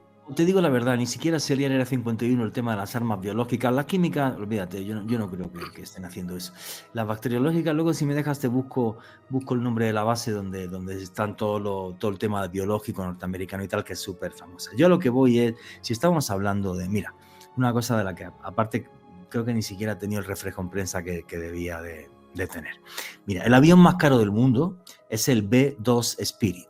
El B-2 Spirit es el bombardero invisible que tienen los Estados Unidos. Para que te hagas una idea, su fabricación puede alcanzar, lo estoy viendo aquí ahora mismo, la fuente es el diario El Español, los 1.300 millones de dólares. Un avioncito, ¿vale? El B-2 Spirit, ahora, cuando el problema con Irán... Perdón, la pregunta, ¿sería una versión avanzada del F-117? No, el F-117 al lado de esto que no tiene nada que ver ni sirve para lo mismo. El F-117, ¿vale? Era un avión que era un caza bombardero. Entonces, no recuerdo si también era invisible y tal, historia, bueno, pues como el invisible. Sí, como el F-22 Raptor. Hoy día el F-22 Raptor y el otro creo que es el F-35, que es el que están utilizando los israelíes, que son aviones de quinta generación, ¿vale? Son los cazabombarderos más potentes que tiene. El B-2 Spirit es una versión de esto 4.0, porque el B-2 Spirit no es para cazar otros aviones o para un... No, el B-2 Spirit es que lo pones a no sé cuántos miles de metros de altura, ¿vale? Y básicamente es total y absolutamente indetectable. O sea, no te vas a enterar de dónde te viene el pepino, como diríamos en España, no te vas a enterar, pero absolutamente para nada. Cuando el problema de Irán con Israel, que atacó Israel, unos días antes del ataque, mandaron al B-2 Spirit, que hacía años que no se utilizaba en ningún conflicto, a bombardear Yemen. Y bombardearon diferentes puntos de Yemen. ¿Eso fue casual? ¿Fue que le hizo un daño al ejército yemení o a los hutíes y tal? Que es una dictadura del carajo, por cierto. No, simplemente era a tu vecino, el del norte, Irán, que sepa que este avioncito que tenemos, este juguete no es de broma, funciona, ¿eh? Cuidadito que funciona, cuidadito que te trituro todos los puntos estratégicos del país en una noche y no sabes ni dónde te llegan las bombas. Eso es el B-2 Spirit, pues eso es el avión más caro del mundo, ¿vale? Ahora, es una tecnología, imagínate, no tenemos ni idea de los componentes que tiene eso. Alejandro Bernal. Juanje, pero es que las historias alrededor de artefactos exóticos relacionados con el Área 51 vienen desde mediados del siglo pasado y tienen que ver con algo que se conoce en el ámbito de la conspiración como el proyecto Aquatone. De acuerdo a algunos investigadores, en el año 1955, en el Área 51, se desarrolló un prototipo de un avión espía de última generación en aquel entonces, el Lockheed U-2, que tenía como objetivo poder tomar fotografías en alta resolución a 20.000 pies de altura. Esta información, a propósito, fue desclasificada en un documento oficial de la CIA fechado el 3 de febrero de 1958, en donde hablaba como una cantidad importante de ingenieros estadounidenses habrían estado trabajando en esta tecnología, como bien lo sabrán Juanje, Néstor y los oyentes, muy de punta, muy de avanzada a mediados del siglo pasado, tecnología curiosamente que surgió del Área 51. Tecnología inversa que llevan aplicando durante décadas. Y de esto no se para de hablar, y de esto habló también Luis Elizondo el otro día en el Congreso de los Estados Unidos de América, el ex agente de la CIA. Bueno, ex agente de la CIA no lo tengo claro. Es que trabajó en la CIA seguro, ahora donde trabaja no lo tengo claro. En fin, vuestras preguntas y comentarios a través del numeral Misterio Caracol, pero ya mismo sigue Noche de Misterio.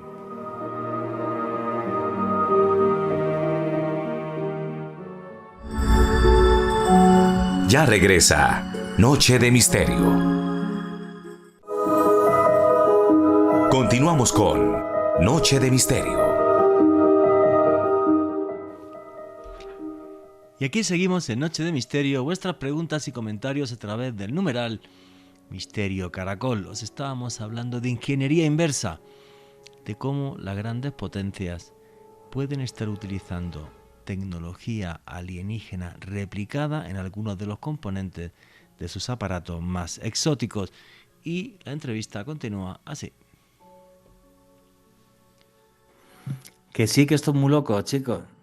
Que esto es muy loco, que lo que tienen que... Vamos a ver, si David Grush, en la primera comparecencia que hizo hace unos meses, dijo además que el primer ovni que tenían de los Estados Unidos no era Roswell, era un ovni que habían recuperado las fuerzas militares italianas en plena Segunda Guerra Mundial. Que era un cacharro allí que tenían y tal, que no sabían qué era, que no podían ni imaginar que era una de otro mundo, y eso se lo llevan ya los norteamericanos. O sea, es que hasta eso detallan. No recuerdo cómo se llamaba este caso ahora mismo, ¿vale? Mira a ver si lo puedes encontrar por ahí, Alejandro. Pero el ovni de Mussolini, le decían. El ovni de Mussolini le dicen, sí, tal. Pero claro, es un tema que sabíamos cuatro frikis. Yo lo había escuchado alguna vez, pero ni siquiera le había dado importancia. Me parecía demasiado fantástico. Cuando vi que lo soltó David Grush, me quedé flipado. Dije, porque este no es tan friki como yo, que es, aunque no recuerde exactamente el año y el nombre y la vaina, y esa historia me dejó loquísimo. Entonces, personajes como Bob Lazar, este señor que habló diciendo que había trabajado en ingeniería inversa, datos como los que nos ha dado Alejandro Bernal, lo que refrendan desde mi punto de vista es que en ese tipo de bases y de sitios, obvio, se investigan naves que han caído y que son de otro mundo, como lo está diciendo el documento del que habla el periodista Michael Schellenberger, Constelación Inmaculada, y siguen buscando a Alejandro Bernal. En 1933, y esto con referencia a este incidente ovni que ocurrió en Italia, este mentado ovni de Mussolini, en el pueblo de Magenta, a unos kilómetros de Milán, literalmente se estrelló un extraño artefacto que desconcertó en aquel entonces a los militares italianos. Ellos lo resguardaron, llegaron a pensar que quizás se trataba de algún prototipo muy exótico de una potencia en aquel entonces emergente en Europa. Cuando los norteamericanos y los aliados llegan a esta zona de Italia, cuando derrotan a los fascistas, se encuentran con esta tecnología, deciden llevársela. Hay una serie de dibujos y testimonios de pobladores de Magenta hasta el día de hoy, nietos de los testigos originales, que sostienen la veracidad de este caso. Y uno de los grandes investigadores que ha revelado esta información, Juanje, un europeo como tú, Roberto Pinotti, quizás uno de los ufólogos más prestigiosos de Italia y de Europa, quien sostiene la veracidad de este caso. No, es un tema que es brutal, si es que llevan con esto muchísimo tiempo, si nos llevan mintiendo como imbéciles desde hace ya ni me acuerdo, ¿me entiendes? Lo que pasa que, como dicen en mi pueblo, no se van a pegar de la burra. No se van a bajar de ahí. Hay gente que le sale rana, como David Grass, como, bueno, Elizondo a ratos, según quien le pague. Ese le pasa como a mí. Si me pagas bien, me hago de derecha o de izquierda, según. No tengo problema. Pero venga, a mí me surge una pregunta. Lo que ha ocurrido en los últimos años con la desclasificación de documentos, con la aparición de Elizondo, David Grass y todos ellos, ¿hasta qué punto también, no sé, puede que yo esté aquí oficiando como un poquito abogado del diablo, hasta qué punto también, de cierta forma, puede ser inducido todo esto, orquestado desde atrás, justamente para desacreditar definitivamente el fenómeno, dado que si desclasifican todos los documentos, lo que a la hora de la verdad pensaría es que siguen haciendo una campaña de desprestigio para tratar de desdibujar el fenómeno ovni, algo que no se puede soslayar, algo que está ahí y que no puedes discutirlo. Pero si yo no puedo vencer al enemigo, me uno a él. Desclasifico, pero enseguida digo, no, eso no. Mira, no tiene, el viejo truco de la NASA. Sí, nosotros creemos que puede haber presencia, pues no tenemos pruebas ni tenemos evidencias. Mira, hay un libro, lo que pasa es que tiene como 1000 o 1200 páginas, ¿vale? Si no he sido capaz de leerme, que me leía trocitos porque el título me impactó, ¿no? Se llama La CIA y la guerra cultural. Y ese libro, de lo que te habla, es que, operaciones detrás de movimientos culturales, desde el nacimiento del rock and roll hasta todo lo que se te pase por la cabeza, han estado los servicios secretos. ¿Por qué? Ultra MK. Porque son instrumentos de control social. Entonces el libro está buenísimo porque al final los gringos se dan cuenta de una cosa tremenda. O sea, no hace falta mandar misiles nucleares a la Unión Soviética. Mételes Coca-Cola. Sí. Coca-Cola. Sí. Y ven una forma de vida que les parece increíble. ¿Cómo se pueden beber eso y tal? Y entonces, por muchos refrescos de cola que intenten hacer allí, saben a rayos comparados con la jodida Coca-Cola. Claro. ¿Vale? Y entonces, claro, o sea, es curioso cómo, por ejemplo, instrumentos comerciales, todo el movimiento y tal, ha estado detrás, siempre han estado los servicios de inteligencia, obvio.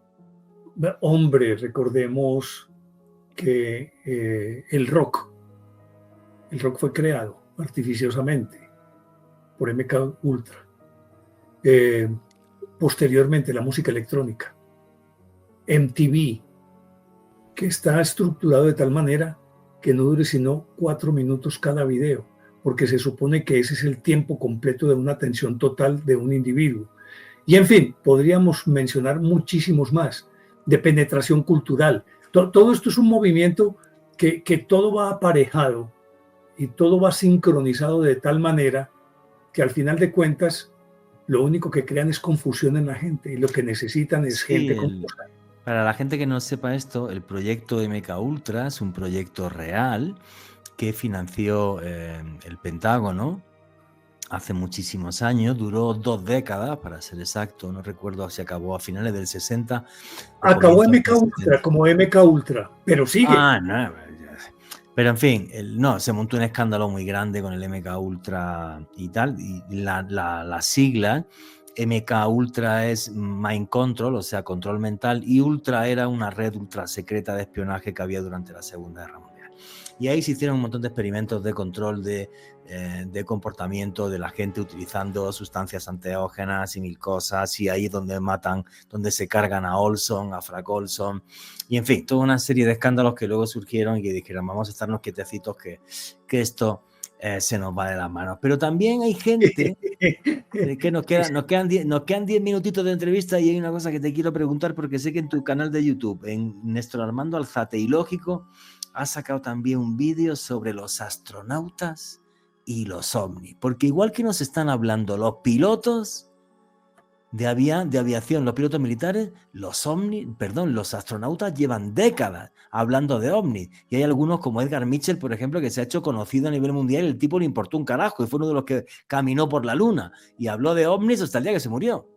Claro, y lo sostuvo tajantemente, pero las campañas de descrédito hacen que siempre este tipo de personas, según la proyección que de ellos hacen, es que tienen problemas mentales regularmente. Y acuérdate de John Glenn, que también habló sobre esto. Acuérdate del famoso diálogo de Armstrong y de Aldrin sobre la luna, cuando decían, es que vienen, ahí están, los estamos viendo. ¿Recuerdas eso? Sí, claro. Y aparte de eso, Gemini 7, James McDivitt, ¿quién más? Eugene Cernan, muchos de ellos de alguna manera estuvieron, casi que los ovnis se convirtieron digámoslo, en unas escoltas permanentes de todos los viajes a la luna. Inclusive se llega a especular, yo no sé qué tan cierto puede ser eso, y Alejo, que es más inquisitivo en este sentido, hasta qué punto también el hecho de que no se haya vuelto a la luna tiene que ver con que allí había edificios que a la hora de la verdad necesariamente hablaban de la presencia de algo no humano, de algo extraterrestre. Bueno, en eso sí que soy un experto, porque el que la lió parda a nivel mundial fui yo, ¿vale? Porque yo conseguí unas imágenes de 2 buenos amigos míos, uno me está viendo ahora mismo de las estrellas, Pepe Ortiz, con José Luis Hermida estuve hace un par de meses en Sevilla.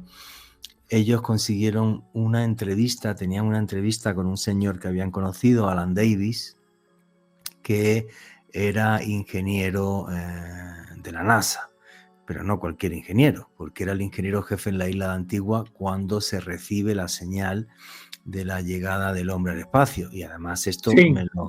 Esto para un reportaje del programa Cuarto Milenio me lo corrobora uno de los principales jefes de NASA en España, no me acuerdo, Ruiz de Gopegui. Ruiz de Gopegui, dije, pero a ver, este hombre que he entrevistado a la viuda y tal, y me estuvo en la NASA, y me dijo, sí, claro que estaba en la NASA. Y es más, luego la mujer me enseñó fotos de él en la NASA, ¿vale? Y este señor, que bueno, pues era un señor porque tenía mucha plata, porque luego fue directivo, dejó la NASA, pues, a ver, en España hay una base que es la de Robledo de Chabela, que pertenece a la NASA. Entonces, pues a este señor lo mandaron ahí, conoció a una española, se enamoró y ya no quería volver a Estados Unidos. Estuvo trabajando muchos años en la NASA, fue a la isla de la Antigua, porque como ingeniero en telecomunicaciones era buenísimo, a ser el que recibía la señal del alunizaje. Y este señor pues nunca regresó a Estados Unidos y luego fue directivo pues, de ITT y de compañía. Es un señor, vamos, como decimos en España y aquí en Colombia, que no tenía problemas para llegar a fin de mes, ¿vale? Tenía mucho dinero, tenía mucha plata. Pero era amigo de Pepe, y Pepe era una persona muy particular, Pepe Ortiz, que me está viendo desde las estrellas ahora mismo, más buena gente, y para mí también padre, ¿sabes? Y Pepito era la hostia, Pepito era una cosa increíble. Entonces Pepito le conoció y Pepe empezó, pero venga, ala, coño, ahí vamos a mi chalet. Tenía un chalet espectacular a las afueras de Sevilla, yo estuve ahí infinidad de veces, estaba durmiendo. Y nada, y le hicieron una entrevista y el tipo, lo que dice, literal, es que él lo que ve es como una especie de ruina, como si fueran dólmenes. Es lo que describe como unos Ujú. dólmenes.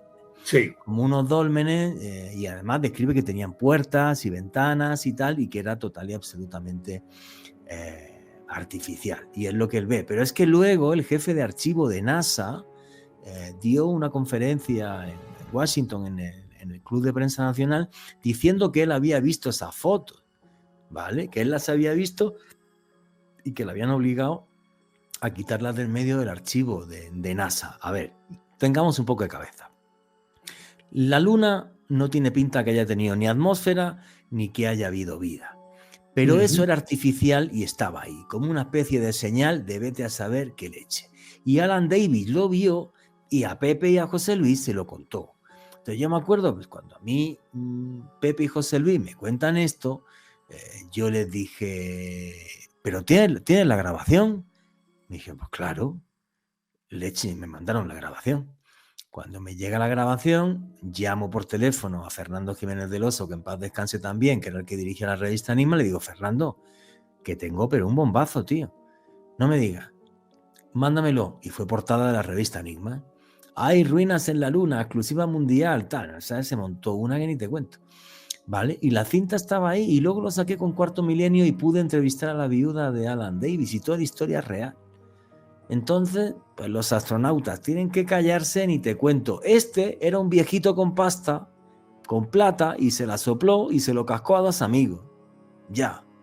Y fíjate por dónde, pues años después llegó un periodista friki como yo y encontró esto y lo hizo súper conocido. Alejandro Bernal. Juanje, pero uno de los astronautas que también se ha hecho muy conocido por haber visto ovnis en el siglo pasado, el señor Gordon Cooper, un astronauta que hizo parte de las misiones Mercury y Gemini de la NASA el siglo pasado. Resulta, Juanje, que él tuvo la oportunidad de apreciar ovnis en vuelos que él estuvo realizando de prueba en el año 1951 y en años posteriores de la década de los 50 del siglo pasado. Lo que decía Gordon Cooper es que, por ejemplo, en el 51, mientras estaba dirigiéndose hacia Alemania, observó unas extrañas luces que se movían más rápido que cualquier otro aparato que él hubiese tenido la oportunidad de ver, más rápido que cualquier otro prototipo que él incluso hubiese podido probar en el seno de las Fuerzas Armadas. Cooper, de hecho, comentó que años después, también realizando un vuelo de reconocimiento en Europa, pudo observar no solamente luces que se movían muy rápido, sino que aparecían y desaparecían en diversos puntos. Creo que va muy de la mano con algo que comentábamos también con Juanje, cómo estos vehículos desafían cualquier tipo de comprensión. Y Gordon Cooper decía algo muy curioso, Juanje, Néstor y oyentes: es como si esas luces me estuvieran manipulando, estuvieran jugando conmigo. Yo estaba en la aeronave, se movían muy rápido y no entendía. Y un dato muy interesante sobre estos avistamientos del astronauta Gordon Cooper, Juanje, los observó muy cerca de instalaciones militares norteamericanas, que es algo que también va de la mano con muchos reportes que han sido desclasificados en las últimas décadas de importante actividad ovni cerca a instalaciones militares. Es como Siempre si me lo lean estuvieran ahí. pendientes, vigilándonos, manipulándonos. Qué buena esa historia, macho, perdón. Néstor. Sí, porque estaba aquí mirando que Gordon Cooper en 1965 con Pete Conrad tuvieron un encuentro con ovnis el 24 de agosto de 1965 y desde la base le decía Christopher Kraft, el director del proyecto Géminis: muchachos, ustedes tienen algo que vuela junto a ustedes. Los astronautas respondieron: espera. En menos de 10 segundos la respuesta apareció a través de las ondas. Negativo, ¿por qué no lo preguntas? Tenemos una imagen en el radar, se trata de un objeto espacial tripulado juntamente con vosotros a unas 2.000 o 10.000 yardas de distancia de donde ustedes están. Y recuerden aquella legendaria conversación cuando estabas hablando de este señor en España. Acuérdate que estando en el centro espacial, cuando se desarrollaba el vuelo de Apolo 11, recordemos que hubo un momento en que empezaron a hablar estando en la Luna e inmediatamente hicieron un silencio, sacaron a los reporteros de ahí y quedó el texto de de la conversación. Si me permites, yo cuento 2 o 3 cositas aquí sobre eso, Juan. ¿Listo? Mire, el diálogo dice, ¿qué fue? ¿Qué diablos fue? Esto es lo único que querríamos saber. Esos tipos son enormes, señor, dice la voz sumamente agitada. Son enormes. No. Es el campo de distorsión. Oh, santo cielo, ustedes no lo creerían. ¿Qué les sucede a ustedes?, pregunta Houston. ¿Qué demonios les sucede? Están bajo la superficie, contestan los astronautas. ¿Qué funciona mal? Palabras confusas. Control está llamando a Apolo 11. Roger, más calmados ya. Estamos aquí bien, pero hemos descubierto algunos visitantes. Sí han estado aquí durante cierto tiempo, a juzgar por sus instalaciones. Misión Central habla. Repute el último mensaje. Les estoy diciendo que aquí hay otras naves espaciales. Están una al lado de la otra, unas al lado de las otras, en fila, del lado más alejado del borde del cráter. Entonces le dicen, repita. Examinaremos la órbita, queremos volver a casa. Y siguen, filmar. ¿Por qué no filman? Que se nos dañó la cámara. En fin, ya esto, y más adelante dice, están posados. Juraría que es una transcripción de una emisión de radio que fue súper polémica, que dijeron que sí, que no sé qué. Eso que están leyendo ahora mismo. Sí. Si mal no recuerdo. Sí, claro, porque obviamente que este es material que lógicamente la NASA pues no va a compartirlo con nadie. No. Lo único claro es que durante toda la carrera espacial estuvieron los ovnis. Ah, sí, siempre. Con todas las naves, que muchos astronautas no hayan querido decir nada por esa confidencialidad por un lado, por el otro porque eso les podía truncar su carrera militar, y su carrera como astronautas es otro cuento. Pero luego ellos, casi que en el retiro, casi todos dijeron, sí, eso fue cierto, pero ya no tenían nada que perder y podían decirlo. Néstor, una persecución que sigue hasta el día de hoy. Mira lo que dijo Luis Elizondo de las amenazas, mira lo que dijo David Grush de las amenazas en la otra comparecencia, mira lo que dice este vicealmirante de la Armada norteamericana, que llega un vídeo de un ovni, al día siguiente el vídeo está borrado. Gaudet. Entonces, no han cambiado mucho las cosas, lo que pasa es que ahora han tenido como una especie de conato de rebeldía, ¿no?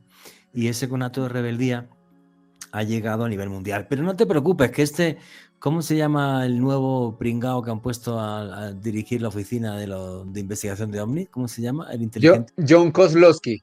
Bueno, John Kozlowski, que es un tipo que ya está, que le pagan bien y que dirá que todo es mentira y listo, y no investigará un caso de OVNI en su vida, obviamente. ¿Sabes cuál es la diferencia? La diferencia? Que antes nos comíamos todo el pastel que nos daban. Ya no. Ahora podemos nosotros hacer el pastel. Es decir, ya cualquier persona con un telescopio casero o cualquier persona con un teléfono inteligente avanzado puede... los ovnis que se han visto últimamente todas proceden de celulares, y vos ves la fidelidad con la que se pueden enfocar, con la que se pueden detectar y que se pueden mostrar. O sea, que ahora tienen que redoblar esfuerzos para desacreditar aún más, y por eso se llega a instancias máximas como el Senado, por ejemplo, para con ello descalificar de un plumazo absolutamente todo. Pero ahora la cosa ya es a otro precio. Es muy complicado porque con los vídeos que se han filtrado y tal, aunque saquen a payasos de estos que les pagan para que digan estupideces, esto no... Y además de eso, ingresa a Internet y a Internet profundo y todas esas cosas, vas a encontrar toda la información que quieras puesta de una manera muy evidente, muy realista, con pruebas contundentes, o sea que ya no puedes mentir. Sí, hombre, aquí hemos tenido un coronel de ejército peruano, Óscar Santamaría, que persiguió un ovni, un caso que la CIA investigó y todo, y él decía, pero ¿cómo es posible que la CIA tuviera un informe que sabían todo de mí, ¿sabes? Y tal, o sea, a ver, que esto lo están investigando muy seriamente hace muchísimos años. Néstor Armando Alzate, amigo mío, hermano, que dirige y presenta el canal de YouTube Néstor Armando Alzate. Y lógico, tu conclusión y tu cierre, que siempre que te entrevisto se nos pasa el tiempo volando. Sí, primero que todo, de nuevo, muchas gracias, he disfrutado muchísimo. Mi conclusión es que es una realidad incontrastable. Por más que intenten de descalificar el fenómeno, no podrán hacerlo jamás.